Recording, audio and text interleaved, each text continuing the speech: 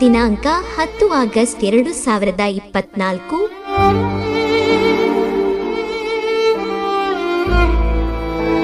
ಬೆಳಗಾವಿ ಜಿಲ್ಲೆಯ ಚಿಕ್ಕೋಡಿ ತಾಲೂಕಿನ ಕೋಥಳಿ ಕುಪ್ಪಾಣವಾಡಿ ಗ್ರಾಮದ ಜನರಿಗೆ ಮನ ಕಲುಕುವ ಘಟನೆಯೊಂದು ಗೋಚರಿಸಿದೆ. ಅದೇನೆಂದ್ರೆ ಉಷಾರಾಣಿಯ ಅಂತಿಮ ಯಾತ್ರೆ.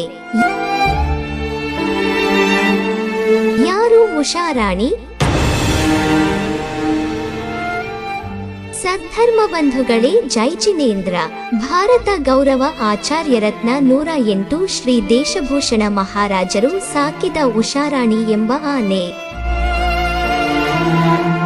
60ರಿಂದ 70 ವರ್ಷಗಳಿಂದ ಧಾರ್ಮಿಕ ಕಾರ್ಯಗಳಲ್ಲಿ ಯಶಸ್ಸು ಮುನ್ನಡೆ ಸಾಧಿಸಿದ ಉಷಾರಾಣಿ, ಮಕ್ಕಳಿಂದ ಹಿಡಿದು ಹಿರಿಯರವರೆಗಿನ ಅಚ್ಚುಮೆಚ್ಚಿನ ಉಷಾರಾಣಿ ಇವತ್ತು ನಮ್ಮೆಲ್ಲರನ್ನು ಬಿಟ್ಟು ಇಹಲೋಕ ತ್ಯಜಿಸಿದ್ದಾಳೆ ಎಂದು ಹೇಳಲು ನಾವು ವಿಷಾದಿಸುತ್ತೇವೆ.